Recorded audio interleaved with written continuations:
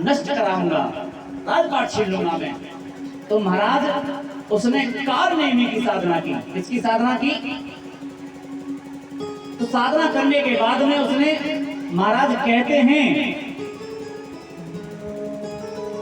उसी वन में राजा प्रताप भानु उस मृग के पीछे पीछे दौड़ते तक तक के बाण मारते जा रहे थे, लेकिन पहुंच नहीं पाए, मृग को नहीं मार पाए तक तक के बाण। लेकिन जब राजा को समीप होते हुए जागते हुए देखा, प्यास में व्याकुल राजा ने कहा, महाराज क्या आपके आश्रम में हमें जल मिल जाएगा? तो उस कपटी मुनि ने क्या कहा, महाराज आइए, मैं आपके बारे में जानता हूँ, आप तो बड़े ही इस पृथ्वी के सम्राट मालूम होते हो। को तुम कसबन फिरहु अकेले। महाराज आप कौन हो, इस वन में अकेले फिर रहे हो? अरे को तुम कस फिरहु अकेले, सुंदर जुवा जीव पर हेले। महाराज आप सुंदर भी हो, जवान भी हो, लेकिन इस नितांत जंगल में अकेले क्यों विचरण कर रहे हो?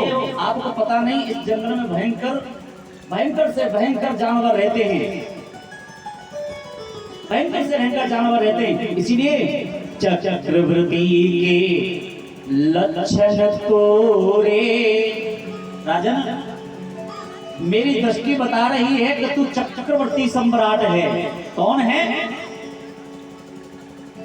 तू चक्रवर्ती राजा है। और महाराज देखत दया लागे अति मोरे, इसीलिए तुझे देखकर मेरे हृदय में दया उठ रही है। भैया इस वन में तू आगे मत जा, अगर आगे गया तो भयानक जानवर तुझे मार देंगे। प्रताप भानु की समझ में आई तो महाराज प्रताप भानु वही ठहर गया। अरे कपट बोरे बानी मृदु, यहाँ कहीं अलग हो जाता है महाराज। अरे कपट बोरे बानी मृदु बोलेऊ, जुगति समेत सिया राम। अरे नाम हमार विहारी, अब निर्धन रहते अजी। महाराज मैं तो निर्धन हूँ, मेरा नाम है एक तनु, और मैं त्रिकालवादी ऋषि हूँ। मैं सब कुछ जान लेता हूँ किसके साथ में क्या होने वाला है। मैं कौन हूँ? एक तनु। इसीलिए तुम्हारा नाम मैं जान गया तो प्रताप भानु हो, और ये एक तनु जानता है कि तुम महाराज यदि ब्राह्मणों का भोज करा दो तो पूरे विश्व पर तो क्या, आप स्वर्ग लोक पर भी आधिपत्य अपना जमा दोगे। लालच सबसे बड़ी बुरी बला होती है महाराज। भैया सबसे बड़ी बला क्या है? लालच। आज प्रताप भानु को लालच दे दिया। कैसा लालच दिया? परसन जबही, कैसा लालच दिया है? बोले जाओ अपने महल में जाकर के ब्राह्मणों का भोज तैयार कीजिए, और भोज तैयार करने के बाद में आज से ठीक चौथे दिन में आऊंगा, और चौथे दिन आकर के तुम्हारा कल्याण करूंगा। कैसा कल्याण करूंगा? बोले महाराज जो भी भोजन बनाओ उस भोजन को मैं आपको भर कर दूंगा, तुम उस भोजन को परसना। ब्राह्मणों के लिए, जब ब्राह्मणों के लिए भोजन परसोगे तो ब्राह्मण तुम्हें आशीर्वाद देंगे, और जब ब्राह्मण आशीर्वाद देंगे तो महाराज आप देवताओं पर भी विजय प्राप्त कर लोगे। आप देवताओं पर भी विजय प्राप्त कर लोगे। किनके आशीर्वाद से? बोले ब्राह्मणों के आशीर्वाद से। समझ में आ रही है? अच्छा आपका परिचय क्या है? यदि हम किसी से पूछें, यदि किसी से पूछा जाए महाराज आपका परिचय क्या है, तो आप क्या बताओगे? आपकी पहचान क्या है? बहुत बड़ी व्याख्या होगी। अगर हमें पूछने लग जाए कि महाराज आपकी पहचान क्या है, तो पूरा दिन पहचान की व्याख्या करने में निकल जाएगा, लेकिन पहचान समझ में नहीं आएगी। बोले राजा रामचंद्र सरकार की जय, सीता मैया की जय। तो राजा प्रताप भानु अपने नगर में, अपने महल में पहुंचा और उसने रसोइयों को बुलाया। रसोइयों को बुला करके बड़े बड़े सुंदर पकवान बनवाए और पूरे नगर में निमंत्रण दिया। आज से ठीक चौथे दिन मेरे घर में ब्राह्मण भोजन, जितने भी इस नगर में, जितने भी इस पृथ्वी पर ब्राह्मण हैं, सब आकर के भोजन ग्रहण करें मेरे घर। 4 दिन तक रसोई चलती रही। अब महाराज वही एक तनु महाराज जो वेश बदल कर बैठे थे, इसी का भेष धारण करके आए और आकर के उस भोजन में क्या मिलाया?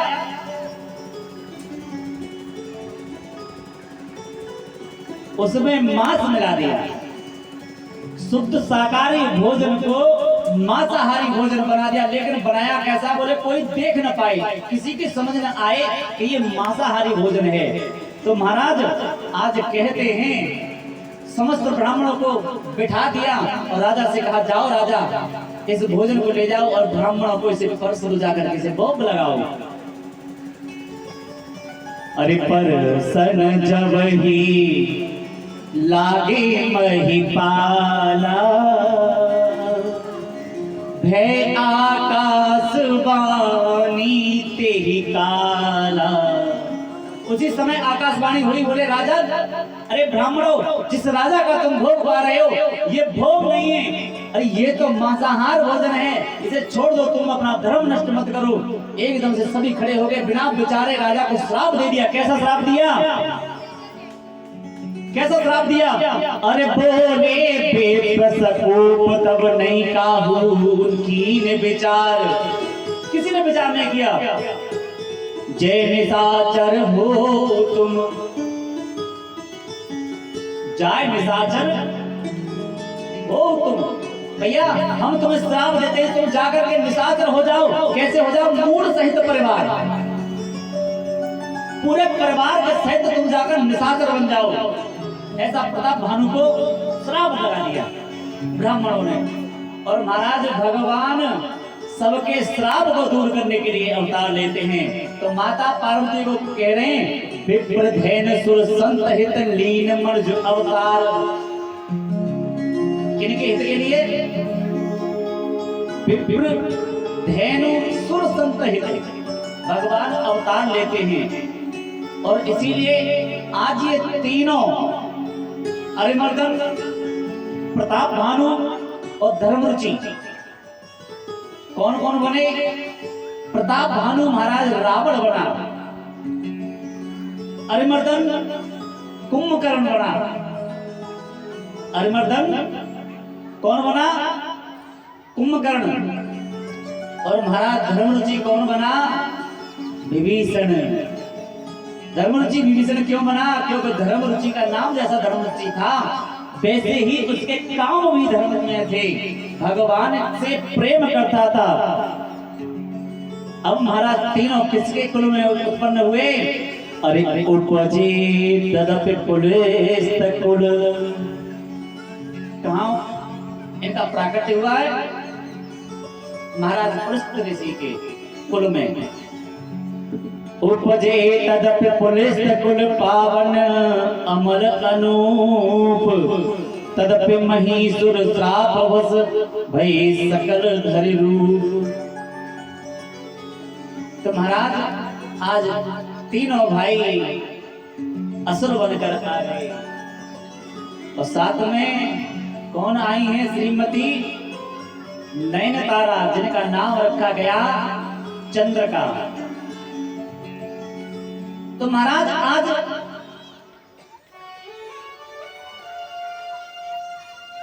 तमोल केतु ने भगवान का, ब्रह्मा जी का तप किया।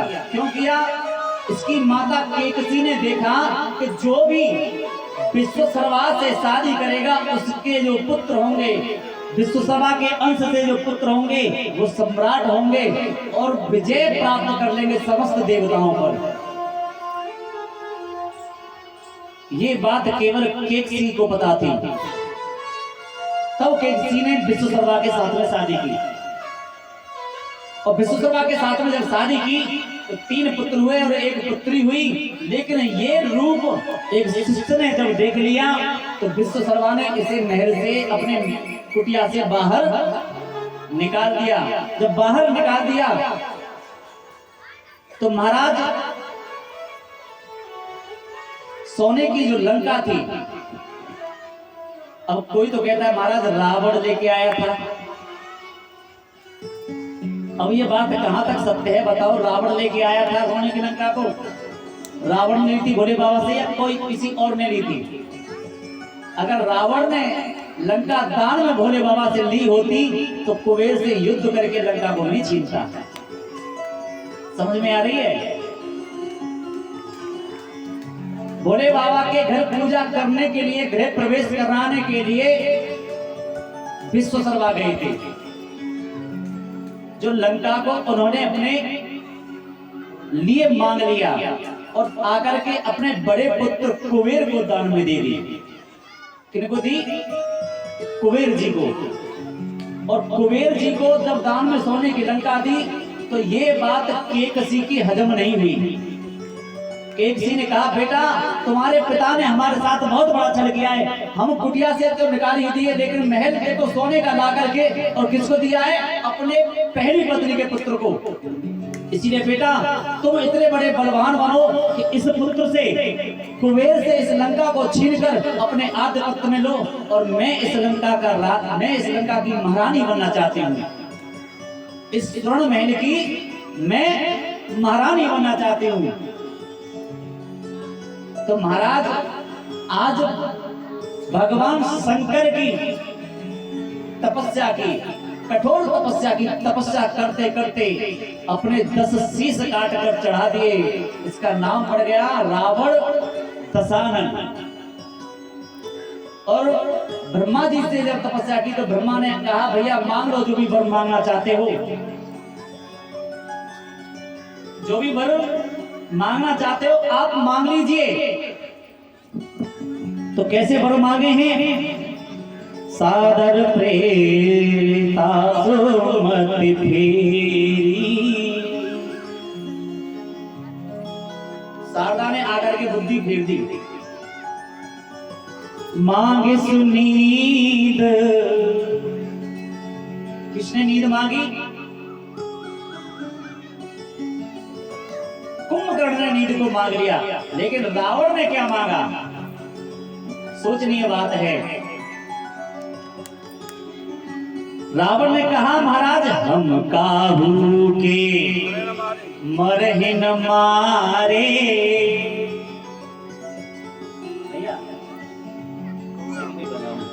अरे हम काहू के मरहि न मारे, बानर मनो जो जाते हुई श्री राम जय राम जय जय राम, श्री राम जय राम जय जय राम। एवं तुम बड़ तप कीना। ब्रह्मा जी ने कहा तुमने तप किया इसलिए मैं तुम्हें आज्ञा देता हूं, समाज ऐसा ही होगा। एवं तुम तपो कीना, मैं ब्रह्मा मेरे तेरी बर दीना। श्री राम जय राम जय जय राम, श्री राम जय राम जय जय राम। पुण्य प्रभु तुम करण प्रभु गयऊ, पुण्य प्रभु तुम करण परि गयऊ, तेरी पे भोगे मन विस्मय भयऊ। श्री राम जय राम जय जय राम, श्री राम जय राम जय जय राम।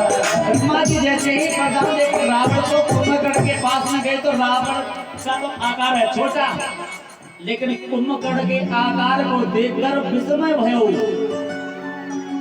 मन में सवाल उठा यदि ये असुर जीवित रहा और कुछ दिन के लिए इसका आहार चलता रहा तो महाराज ये पूरी सृष्टि को ही खा जाएगा। इसीलिए इसको क्या करना चाहिए? बोले शारदा का आह्वान कीजिए। तो ब्रह्मा जी ने अपनी पत्नी को बुलाया। ब्रह्मा जी की पत्नी कौन है? कौन है ब्रह्मदेव की पत्नी? शारदा। तो आज शारदा मैया को बुलाए है। शारद प्रेरी तासुमति फेरी। शारदा ने आकर के बुद्धि फेरती, कहां तो मांगने वाला था इंद्रासन। भगवान ब्रह्मा जी से मांगने वाला तो था कि महाराज मुझे इंद्रासन दे दो, लेकिन मुख से निकल गया महाराज मुझे निंद्रासन दे दो। भगवान ब्रह्मा जी ने सोचा कहीं पढ़े दोबारा मांगने, बोले तथास्तु ऐसा ही होगा, ठीक है जा। बोले तथास्तु ऐसा ही होगा। बोले महाराज मुझसे गलती हो गई, मैंने निंद्रासन। बोले तथास्तु भैया एक ही बार दिया जाता है, ये बार बार नहीं तथास्तु बोला जाता।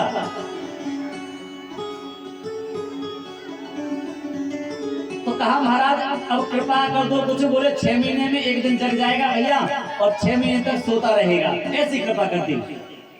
कैसी कृपा की? बोले 6 महीने तक सोएगा और एक दिन जगेगा। जानते हैं ब्रह्मा जी यदि ये जागता रहा तो सृष्टि को ही खा जाएगा। इसीलिए अब महाराज रावण का अत्याचार बढ़ने लगा है। रावण का अत्याचार बढ़ने लगा। समस्त देवताओं को जीत लिया। समस्त देवताओं को जीतने के बाद में महाराज कहते हैं कहां पहुंचे? यम के पास में रावण। रावण कहां पहुंचा?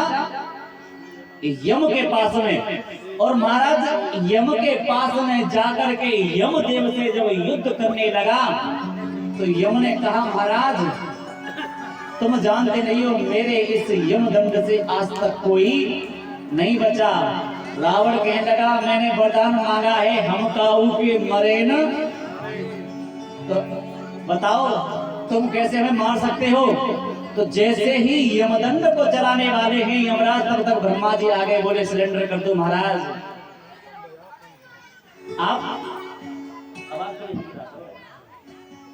आप सरेंडर कर दीजिए। क्यों? यम ने कहा महाराज आखिर क्यों? बोले महाराज मैंने इसे वचन दिया है, वरदान दिया है कि ये किसी के मारने से मरने वाला नहीं है, और यदि तुमने इस पर यमदंड चला दिया तो यमदंड यहाँ पर फीका पड़ जाएगा या फिर मेरा वचन फीका पड़ जाएगा। दोनों में से ही आज धर्म की हानि हो जाएगी। इससे तो अच्छा है कि धर्म की हानि न हो, तुम ही सरेंडर कर दो। तो आज यमदेव ने अपने आप को सरेंडर किया। तो रावण ने कहा ब्रह्मदेव मैं कैसे मान लूं कि हाँ इसने मेरे से हार मान ली और इसने मुझे अपने आप को मेरे लिए समर्पित कर दिया है। यमदेव ने कहा रावण क्या चाहते हो बताओ? बोले मैं ये चाहता हूं कि तुम्हारे हाथ में जीवन की रेखा होती है, उस जीवन की ज्योति को मेरे हृदय से निकाल कर मेरे ऐसे अंग में प्रविष्ट कर दो जहां कोई मार ना सके। बोले तथास्तु मैं ऐसा ही करता हूं।